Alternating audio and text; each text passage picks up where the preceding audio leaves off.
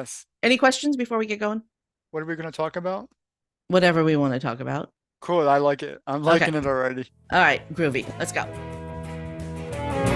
Welcome to Gratitude Geek, the relationship marketing podcast for micropreneurs building genuine, lasting relationships with clients, colleagues, and community. I'm your host, Kandas Rodarte. If you love eavesdropping on conversations between grateful entrepreneurs who are making this world a better place, be sure to subscribe, share, and leave your review. Today, I'm joined by personal well-being advocate Dr. Keith McNally. Dr. McNally specializes in facilitating discussions by bringing like-minded people together to create real impact. He's the host of 5 conversations, including the Question Guy podcast and Coach's Corner. Whereas the Question Guy podcast focuses on people's stories of personal transformation, Coach's Corner is a one-on-one conversation regarding his guest's personal expertise. Now he seeks to change the conversation and reduce the stigma surrounding the conversation of mental health and personal well-being. He is doing this by bringing panel members together at the table on the Envision Speakers series. He is also the author of Walking the Path, A Leader's Journey. Welcome, Keith. Holy moly, that's a lot. I was about to say that's a lot. How do you have time for all of that? Don't answer that. Well, Don't answer that. First, tell us your story. How did you become this guy who has all these conversations all the time? COVID, we blame COVID for everything. And so I'm going to blame COVID for this too. But there was a suicide attempt in there somewhere. And then there was a heart attack. And so there's a lot of things that have gone on since 2021 that have caused me to intentionally change how I live my life. And I do that by having all the conversations that I can. And so every conversation, including this one, is so vitally important. But the ones I'm having are by design and for my personal healing, although they're designed to do other things as well. Okay. So you had a suicide attempt and a heart attack. 2021 was my second suicide attempt as a mature man. And in 2022, my heart gave out of me. My artery clogged, it shut down. Had to go to the hospital. Really bad situation. I should be dead.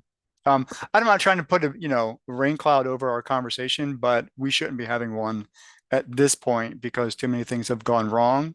So it's my intention every day that I wake up to do things right. Well, and all of that was happening in the middle of the pandemic, too. Well, the pandemic kind of was slow fading away, 2021, and then in 2022 October, my life, had another hiccup. Yeah. So all of that's going on, and you're still a mutual friend booked you on the show. And I don't know if she briefed you on my story, but I've been living with metastatic breast cancer for 10 years. Mm. And so I get the question all the time, how do you keep doing what you're doing? It's because I don't have any choice, right? I, I have to, right? I have to keep Yeah, going. yeah, How do you go to yeah, I can chemo every three understand that. weeks? Because I have to. How do how do you do all the things that you do? Because I have to. I mean, there's no getting around it. So, but I'm even though I'm living that story, I still am surprised and amazed at people who manage to do as many things as you're doing when they've had to deal with as much as you've dealt with. So, what's that look like for you? Initially, very challenging. Now I kind of go into a flow. I'm kind of in a rhythm. And so I want to go back a little bit to help our audience or your audience better understand what's going on here. And so 2021, my life implodes. And not only is COVID, quarantine, all that kind of going on and kind of trailing off a bit, but I was also unemployed. And so unemployed for an extensively long period of time, and that was not a good thing. So with all that, wanted to take my life. Not successful. And so, depending on who you talk to, that could have or not have been a really good thing to say, but I failed. All good. What I was doing, however, through 2021, through 2022, to today and beyond, was redesign my life.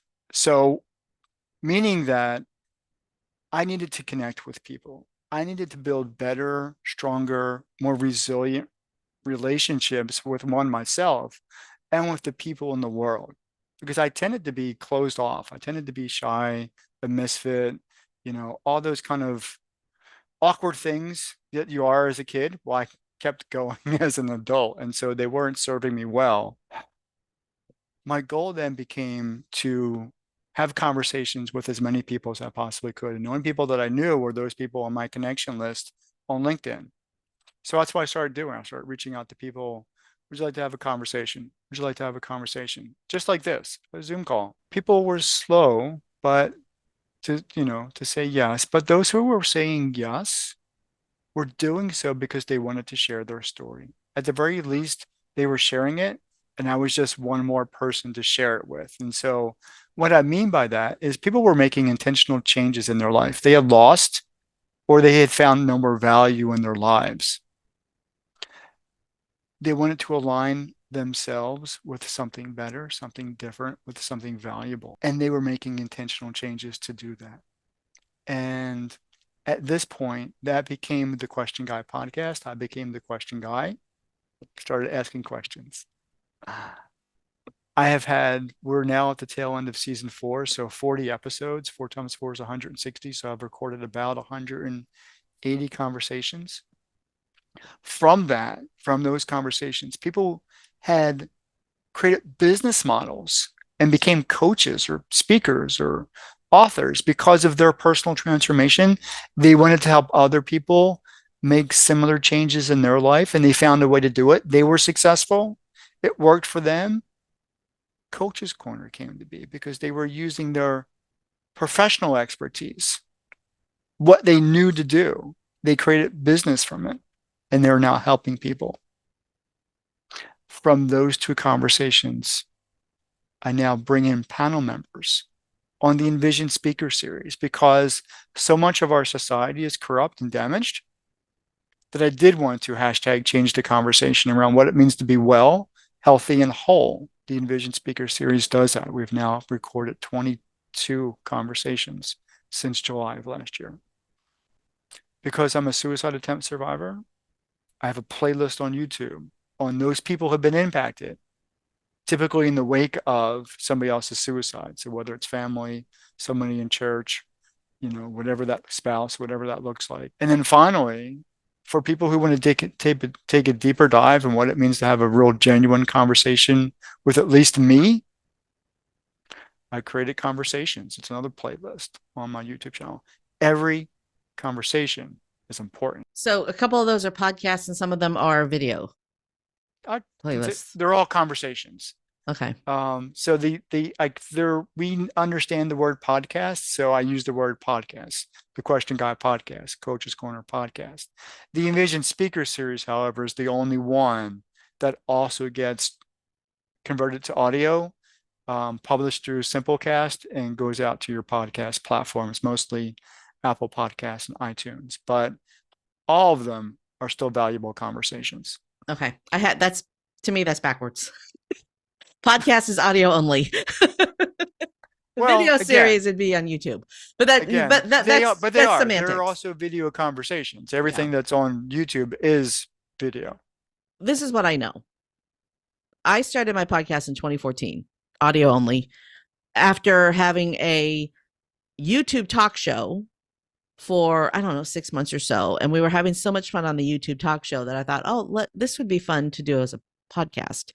And so in January 2014, I launched a podcast, and then I was diagnosed with breast cancer, and I muddled through it for a while. And then it became too hard to be a cancer patient going through the really hard cancer treatment that, the stuff that makes your hair fall out and keeps you in bed for 3 days and you're constantly with your head in the toilet. It was too hard to do a podcast then. And I put it to the side and I sold all my podcast equipment, my fancy podcast equipment that I had. I mean, I had a really nice studio set up. I mean, I was a serious podcaster, right?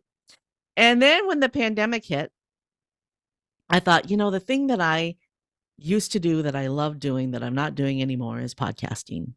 And let me tell you, everything was beautiful. It just picked up like it never stopped. The episodes were still sitting there on the server. They were still being listened to. I mean, it had been like 5 years since I'd released any content, but there was still 30 to 40 downloads per day happening to the content that had been there for 5 years. Everything worked seamlessly. And I have had an endless stream of people wanting to share their story ever since March of 2020 or whatever, Cool. whenever it was I picked it back up. It was Yeah. sometime in the, in the early days of the pandemic. And people, what you said a little bit ago was that people wanted to tell their story, and they really, really do. They want Mhm. to tell their story. But there are also people who need to hear them. Mhm. And True. sometimes I have a conversation on this show and I'm like, I don't think anybody's going to get any value out of this. Why did I book this guest? I And hope you then, didn't say that. You and didn't then, just say hold on. that. And then I get an email from our listener that says that was the best podcast you've ever done. Yeah. Is- Because the value isn't where you're sitting, the value is where they're sitting. Exactly. And that's the distinction. I can't believe you just said that. Now I'm like, well, why are you having a conversation with me? Because Naomi Barris, who was a previous podcast guest, recommended you, and I trust her judgment. Cool. Shout out to Noemi. Yeah, Naomi, she knows how to find the right guest for the right host. She's really good. So I've never been disappointed. Even when I've looked at her guest submissions and gone, what? I end up having a fantastic conversation with everybody that she pitches to me. So Cool. Naomi actually runs this service where she finds podcast hosts to have guests. Yeah. What is Okay. that called? Okay. What is that called? You Well, hired her. So what is that called? well, I'm the You're her client. client. Yeah. He's the agent. Yeah. You're the That's host. what she is. She's a podcast agent. She's a podcast guest agent. That's the one I was looking for. So Okay. she people, I'm telling the audience, you already know what she does because you hired her. But her business model is that she finds shows for interesting people to be Right. on, and she does Right. an excellent job. So that it's a total shout out to Noemi. And guess what? Cool. Her link will be in the show notes. All right. All right. So, why did you decide to go the route of being a podcast guest when you're already in having so many conversations on your own? What's the benefit of guesting? Because Yeah, because I want to tell my story. I don't necessarily get a chance to because I open the floor to all my conversations to those people who are having a conversation with me. So it's basically their floor. I'm just kind of the orchestrator or the facilitator of those conversations. And again, so some of it or a lot of it was intentional because I wanted to heal, and I was healing through every conversation. I was literally becoming more me than I ever had before. And I'm an introvert by nature. And here I am having conversations with perfect strangers, developing all the things, all the social skills, cognitive skills, emotional skills that I probably should have developed when I was a teenager. And here I am, 40 years post my teenage years, and I'm only developing them now.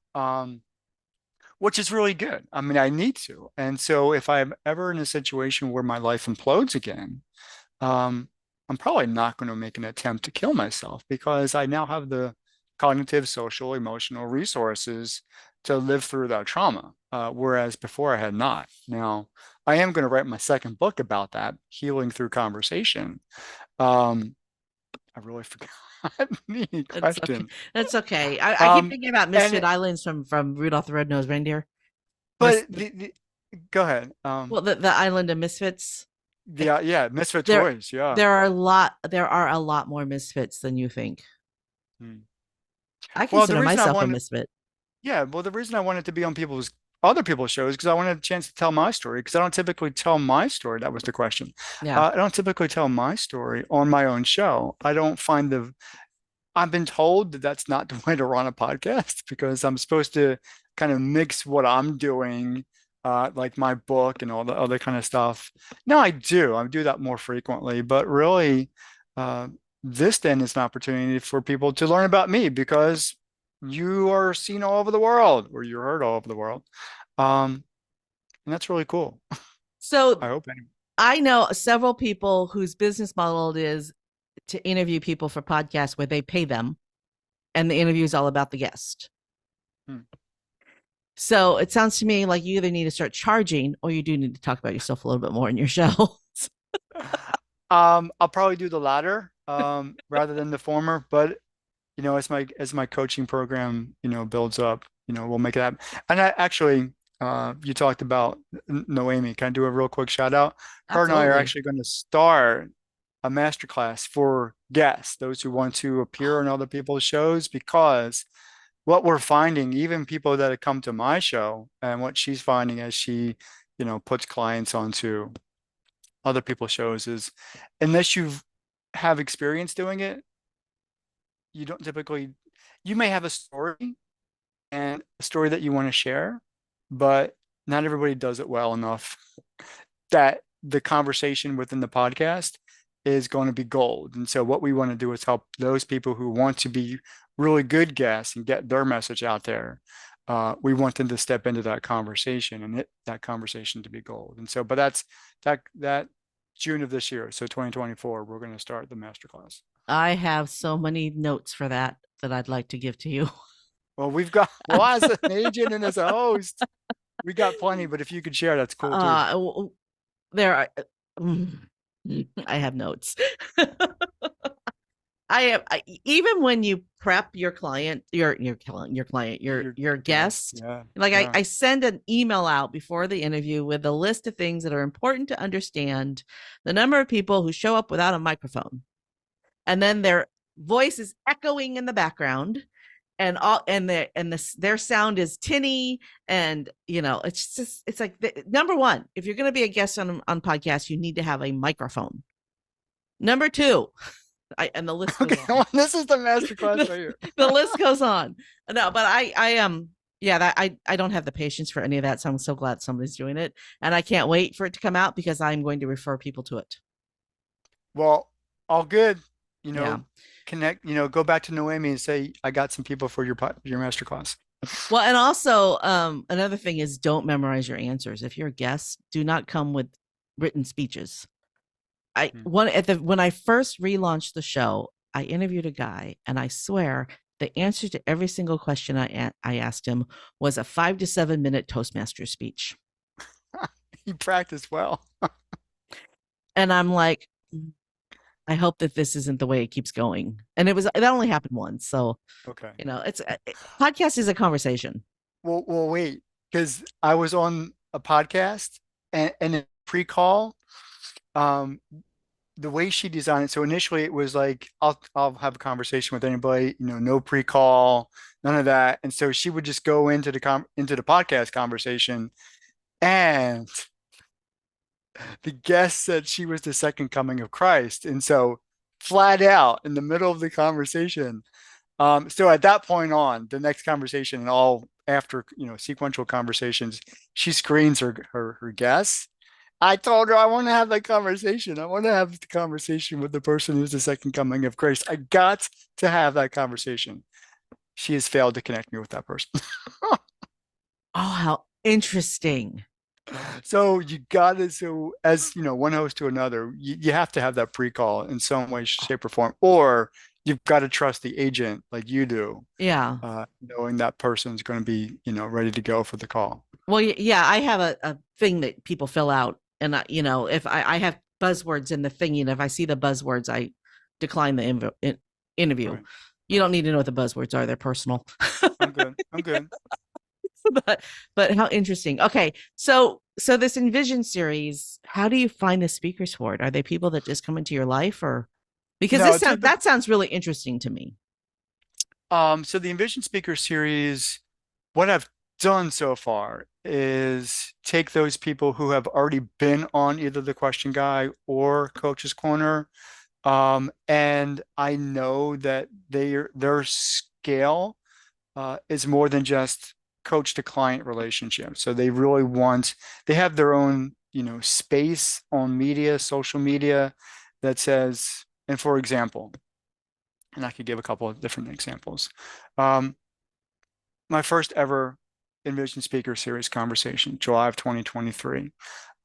Mitch Gray, Shane Kramer, Dory Staley, Jerry Klingerman. Now, what I had done was Shane and Mitch had already been on my call. on the Question Guy podcast. So I know what kind of space they were in. I wanted to launch it with the idea that we're going to change the conversation around what it means to be well and whole, healthy, basically. The topic of conversation was men's mental health and suicide prevention. Um, so from that, I typically have done, I would ask somebody, this is what I'm doing. So everything, grows slowly. But say you were to come on the Question Guy podcast or a Coach's Corner and say, okay, my mission in life is to XYZ, help people with who are surviving cancer, let's say. Spread Something. gratitude, sow seeds of appreciation, and harvest a bounty of generosity and kindness. I would bring you and I would say, do you know other people in that space, two or three people, that would come and add value to a panel member discussion? And that's how the conversation started. You bring people to me because you know that like, trust these other people and they would add value to the conversation. So that's how it started. But in 2024, so this year as we're recording this, the mission now is kind of greater. It's not just about having the conversation. I have conversations all the time. It's about offering insight into actually changing. And so what does it mean to reduce the suicide rate? That's a conversation I have had in July. I'm sorry, this year, July and this year, and March, I should say. What does it mean to reduce? How do you change leadership to reduce workplace toxicity? I've had that conversation. Noemi, Tina, and Sheila came together and had a conversation with me about how art and being creative can be used to heal your emotional stability, right? We talked about that. So for those people who have been on the show, can you bring other people to the table? Let's solve problems. Let's find a way of really not just a one-on-one and not a one-off. Can we really change how society lives? That's the question that I have as the question guy. Can we change it? That's what the Envision Speakers is all about. I have referrals for you. I have so many people I'm thinking of that I want to introduce to you now. That would be excellent panel guests for Cool. you, Cool. or at least guests on one of your shows, because a lot of people singularly by themselves are trying to do things that I had this conversation this morning. As a matter of fact, I'm in Business Network International, BNI. It's a networking organization. I was having a one-to-one with a promotional products person in another chapter in another state. And, I right away up front told him I have a promotional products guy in my chapter. We're category exclusive. I don't know how much you know about. I'm familiar with it. Yeah, we're category exclusive. So I have the guy in my chapter, but I'd love to learn more about you and how you're different. And by the end of the conversation, I was like, the two of you really have completely different target markets. And I think that if you had a conversation with each other, you could either give each other ideas or fill in gaps for each other. And so I made an introduction to the two of them so that they could have a conversation with each other and determine whether or not they wanted to go that route. But there is so much value when it's not just you. When you're all by yourself, that's why my husband and I did so well in our business. He is an amazing artist. He's a world-class furniture maker. Amazing. And I'm a pretty good salesperson.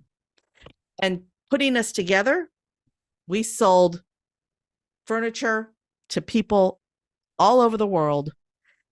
It was featured in magazines. It was just amazing. But I wouldn't have been able to do that without him. Right. And he wouldn't have been able to do it without me. Well, now I'm kind of upset. You said he's amazing, but you're pretty good. What?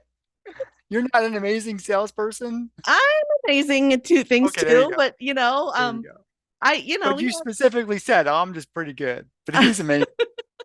He is amazing. Without him, I wouldn't have been able to do what I did. But without me, he wouldn't have been able to do what he did. Right? He would have been,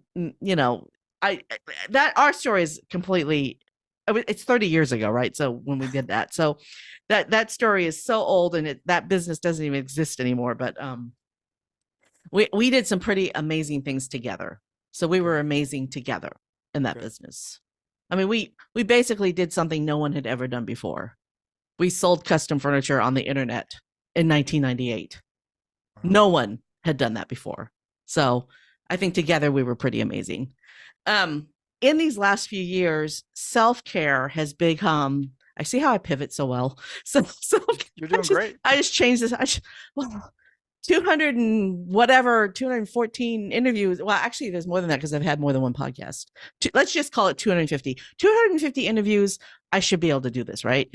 Yeah, So, you're doing so, good. since the pandemic, self-care has become really important. And I hate the term self-care because we shouldn't have to take care of ourselves. We should just be doing it naturally. I mean, Calgon Take Me Away was a thing in the 70s, right?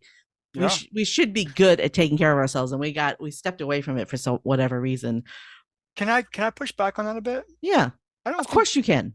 we've left the idea that we need to take care of ourselves. I think there are so many, as you know, if you remember the Calgon commercials, I do too because I'm 54, and so We're exactly the same age. we have allowed, and we being just the people on Earth, have allowed whomever or whatever, and I'm not trying to be, pseudo conspiracy here, um, have technology consumes our lives. Technology takes over how we think. We now have AI to create content for us. Um, Children, my daughter, 14 years old, is growing up in a social media frenzy. Um, we have different stressors than our culture, human beings have different stressors than we did back in the 70s, 80s, 90s, and so forth. And so it's not that we don't recognize the need for self-care. There seems to be more pressure to do too many things too quickly that we accept it. Yeah, So it's not that we don't want to. So now we're somebody in social media world has said, "Oh, we need to have self-care, self-love, and all this kind of stuff." And yeah, it's present, and we're not that we don't recognize it, but there's like for me, easily I could be traumatized again because I have to work a 9 to 5 job. My podcast don't pay the bills. My coaching program doesn't pay the bills. The upcoming masterclass isn't going to pay the bills. It'll add. Now, do I want to flip all that? So I am having every conversation that matters. Um, I am working my 9 to 5 job. I am doing all those things. Am I exhausted at the end of the day? I sure am. So it's a matter of perspective. But you're right. We do need to stop, take time out, develop those relationships with ourselves, eat right. And can I just add for instance, of my own, course. um, so this is where it becomes critical. And this is where I recognize the value here is because I did have a heart attack in 2022, two suicide attempts and a heart attack in 12 years is a wake up call. But so let's focus on the heart attack real quick. Let's go back and let's go forward. So I am an asthmatic. I from youth, I have an asthma condition. So when I was 14, I had a major asthma attack. I had an asthma condition when I was born. And so I turned around. This is my first pivot in life was I wanted to manage my own health without having to take a daily medication. So the doctor did offer me daily medication. I chose just to receive the emergency inhaler, which I still carry with me every day. But I went out jogging that day. So my first jog, quote unquote jog, was 3 seconds. And so again, 14 years old, asthma condition. So 14 to 51 years old, 52 years old, so 2 years ago, I became addicted to exercise. And so exercise is my go-to for everything. Run, lift weights, just be healthy. And be healthy through physical movement. That's my motto. Because of my male ego and, you know, my short stature, so I'm only standing 5'6" and I'm 145 pounds soaking wet. I mean, look at me. I'm just skin and bones. But I'm going to explain. So every once in a while, I cycle through this idea that I'm going to be this big, powerful Herculean guy. And so I dump a bunch of protein in me, lift real heavy, strength train, all that kind of stuff, right? So I cycle through that a couple of times in my adult life. And so I'm cycling through this in 2022. So high amount of protein, whey protein, milk products, all those things. So I'm now at 165. So I'm 20 pounds plus of what you see me now. What I didn't recognize, nobody was telling me, was that actually I was killing myself. I was destroying my kidneys because of the high amount of protein that I was taking without balancing. I wasn't eating right. So I still love my fried chicken and mashed potatoes and stuff. And so I live here in Virginia. So it's kind of part and parcel of being in the South. Bad kidneys, clogging my arteries. Now I do have a predisposition, medically, my family, especially my mama's side, my grandmother died of a heart attack, way back in the day. We have cholesterol, levels of cholesterol and whatnot. No diabetes, but enough to be concerned that I should be taking better care of my diet, not just my exercise. My artery clogs on, a Sunday in October 2022. Totally knocks me to the floor. So it's 3 o'clock in the morning. The pain is throughout the chest and the lower jaw. And because I still am addicted to exercise and thought that this was going to go away, I just cried there on the floor for 2 hours waiting for it to go away, right? Once it did, once the pain receded, I went back to sleep for a couple of hours, still got up and walked my 5 miles. So as an adult male, I walked for 6 miles a day. The pain had not gone, well, the pain had gone away, but it was still tightness in chest. Something's really a matter. I should probably get, a doctor's look into this. So I go to the emergency room. I'm there for a couple of hours. They can't find anything. Did you really, what's going on with you? Why are you here? After a multitude of blood tests and tests, regardless, yeah, you have a heart attack and you've been like this since 3 o'clock this morning. You're an idiot, right? So I was admitted to the hospital. They put a stent in my heart and my artery.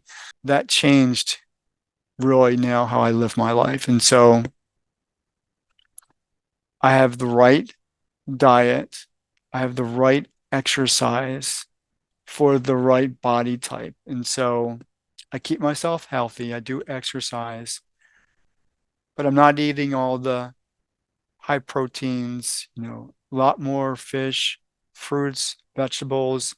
Everything is in harmony with one another. And I'm in the best shape of my life because now I've purposefully and intentionally, I'm going to hike the Appalachian Trail from Georgia to Maine. It's a through hike in 2025.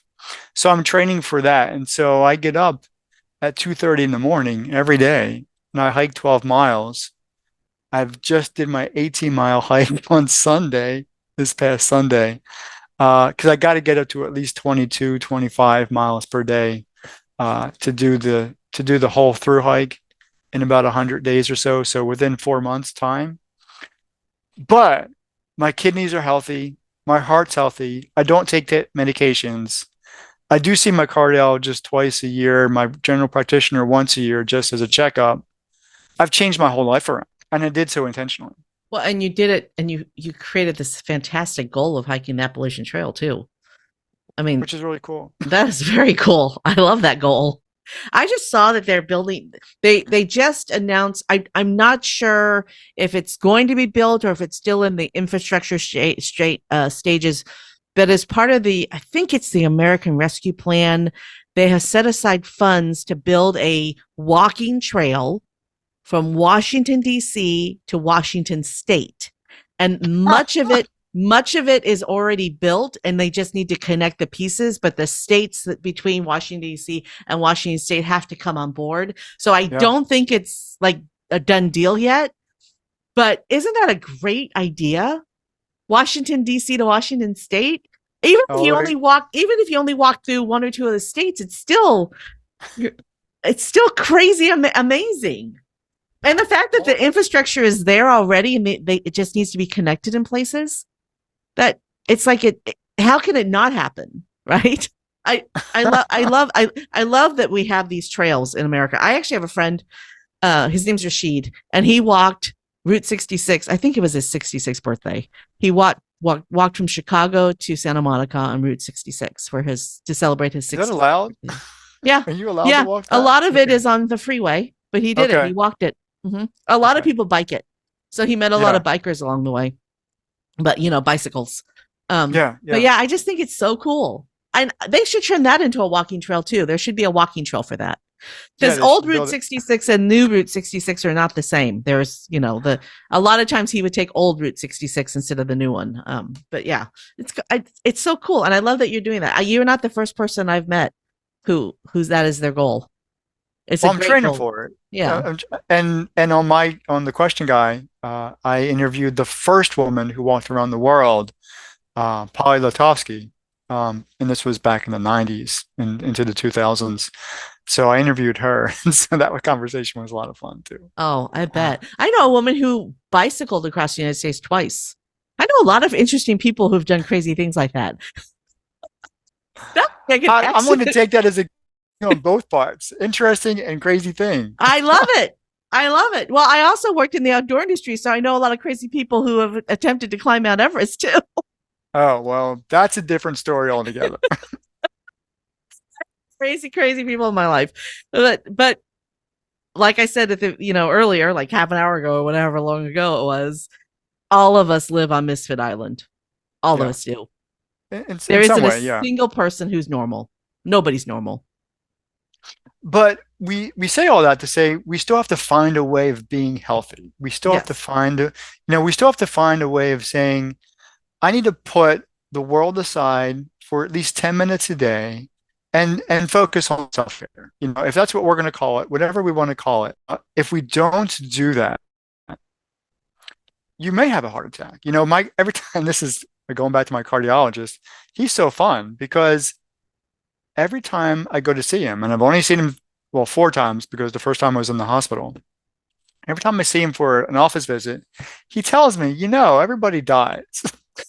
It's like, why are you making that part of the conversation?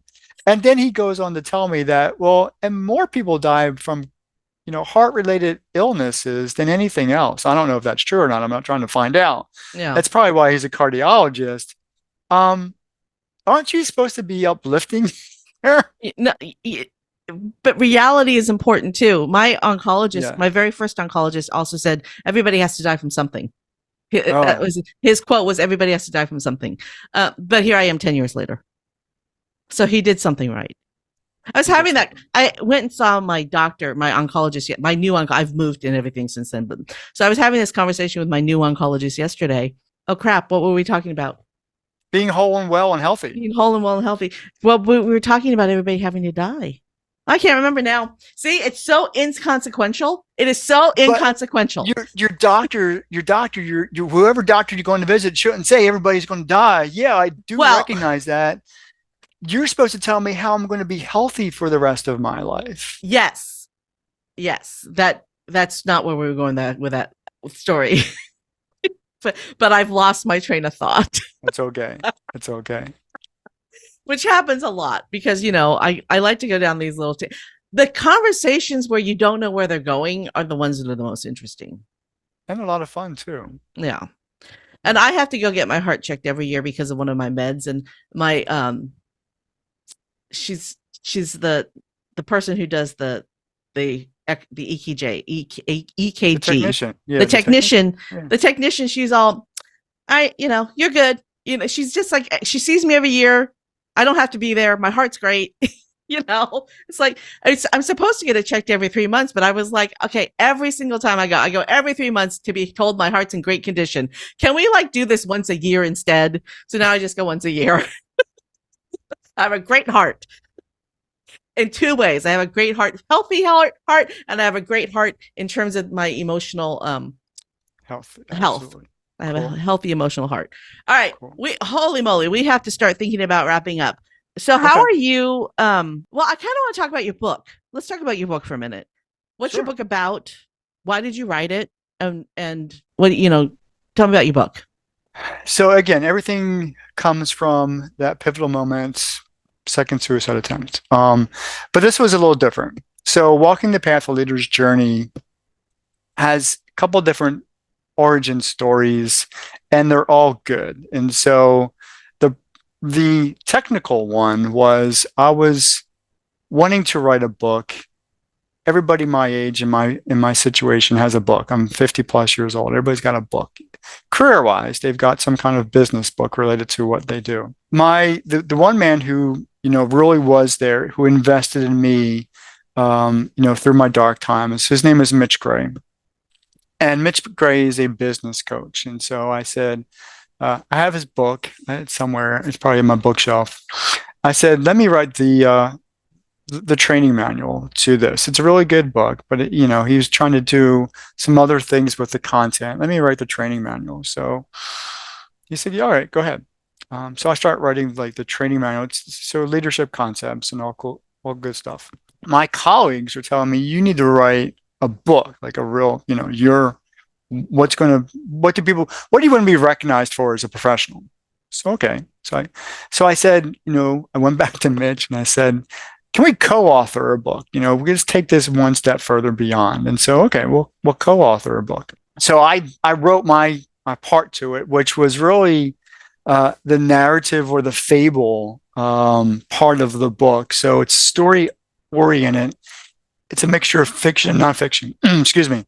So the fictional part of the book was a young man named John who was expected to take over his dad's farm. So a community living in this valley surrounded by mountains. Everything's the same. All things are good. People support one another. They're fishermen, they're hunters, they're craftsmen, and they like it that way. Everything is status quo. Here's John. John's a misfit. Doesn't fit in. Doesn't feel like he fits in. But he's expected to take over his dad's farm when he gets older, but he's going to be trained into leadership once he's finished high school. And so high school ends in a couple of months. He goes to his mentor and says, I can't do that. I need to find out who I am. His mentor gives him permission to do that. But in order to do that, he has to leave the valley. He's got to leave the community. He's got to go find his life. His mentor tells him a couple of things. You need to do this, and I'm going to support you as much as I can. Your cheerleaders, that team of people that will go with you because you can't cross the mountain alone. It's too dangerous. And 3, you've got to develop a plan, and that plan may change between now and the end, but at least you have to work with something. And so he had 3 things to do. So from that, I wrote that story, basically. And then Mitch never gave me his side of the book. And so Mitch, I said, I got to write the story. So all the things I knew about leadership, about how to have conversations, how to plan and create strategy from a non-academic perspective. So this is all application-based, practical-based stuff. I folded that in around each of the chapters where John is developing himself, communicating with his friends, learning from his mentor, and then designing a plan to cross over the mountain became the book. So contextual, fable combined together. Now, other authors larger than myself have done this type of book, this strategic type of book. I gave it a whirl. It's published. It's self-published. I'm not $1 million. I didn't earn $1 million from it, but I like the book. I've gotten some good reviews from it. Would love for everybody to kind of go out and buy it. I think they would learn a good lesson or two about themselves. So basically, it's a self-development book under a leadership, paradigm. But the second origin story is all those characters, all those things that I learned in the book or talk about in the book is because I learned them, post my suicide attempt, my second suicide attempt. This was me growing as a person, learning who to trust, who to talk to, who my mentors were, who my cheerleaders were. And from then to now, as the time of this conversation, and even post this conversation, every conversation thereafter,